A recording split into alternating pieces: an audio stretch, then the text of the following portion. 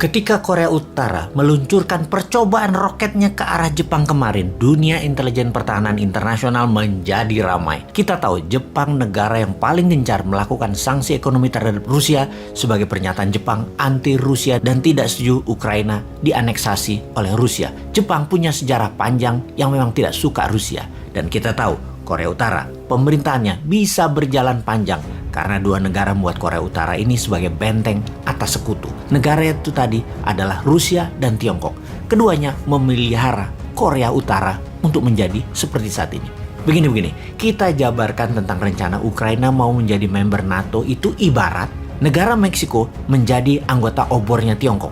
Atau Meksiko gabung dengan Rusia dalam fakta militer. Pasti Meksiko diinvasi oleh Amerika karena Meksiko adalah pagar atau benteng Amerika dari selatan. Ketika Putin mengatakan akan meluncurkan nuklir sebagai deterrent factor atau faktor penggentar, sesaat setelah pernyataan itu meluncurlah roket ke arah Jepang dari sisi timur semenanjung Korea dengan mengatakan uji coba yang dilakukan oleh Korea Utara.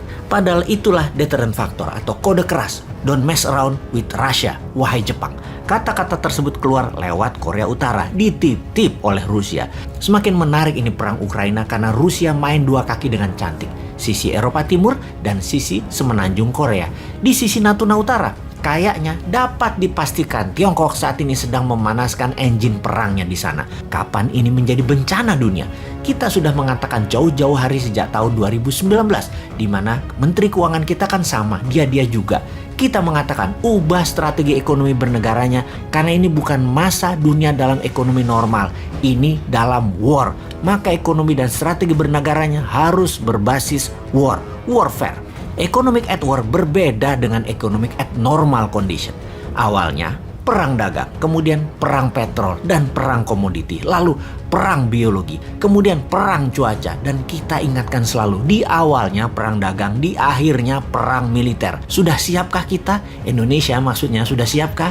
Video dan pesan itu banyak dan telah menyebar ditonton banyak orang, namun banyak yang skeptis. Siapa bosman? Kok berani-berani menantang pakar ekonomi dan pakar pertahanan negeri Wakanda yang sangat mumpuni? Ya bukan siapa-siapa om, bosman mah wong bodoh ngaku pinter. Hanya ada sedikit informasi, ya kita bagi ke masyarakat biar masyarakat yang menilai apakah benar akan ada perang militer, apakah benar akan minyak mentah ke $100, apakah benar BBM akan naik, listrik akan naik, harga pangan akan naik. Mending harga naik kalau ternyata stoknya nggak ada karena dunia perang. Semua negara nyetok buat rakyatnya. Wakanda adalah negara yang dibuat supaya menjadi negara pengimpor dengan rendahnya produksi. Maka sekarang stoknya tidak ada, bukan hanya mahal, tapi ya sudah. Semua sudah terjadi. Ada dua analisa besar saat ini. Akankah perang dunia ketiga terjadi di mana blok Rusia, mantan Soviet, ditambah Tiongkok dan Korea Utara serta plus kemungkinan Wakanda di satu sisi, kemudian di sisi lawan Eropa Barat, NATO, Amerika plus sekutu Amerika. Analisa pertama, kalau Ukraina didiamkan, dibiarkan untuk Rusia oleh NATO dan oleh Amerika, dikasih ke Rusia Ukraina tersebut, dilanjutkan dengan perang diplomasi, maka selesai. Tidak ada perang dunia ketiga, selesai. Analisa kedua, Amerika, sekutu, NATO, dan Eropa Barat menyiapkan tentara di battleground atau perang darat dalam jumlah besar. Seperti di Normandy di tahun 1942 atau seperti di Saudi di tahun 1090-an akhir. Kemudian mencoba membebaskan Ukraina. Maka perang dunia ketiga bisa terjadi. Perang dunia ketiga akan terjadi karena ketika NATO CS membangun kekuatan di Eropa Timur atau di Eropa Barat untuk masuk ke Ukraina, maka di sisi timur, di Indo-Pasifik, Korea Utara bergerak nakal ke Jepang dan Korea Selatan, lalu Tiongkok pasti masuk ke Taiwan. Amerika CS terbelah konsentrasinya. Hal terburuk, di semua posisi Amerika dan sekutunya kalah.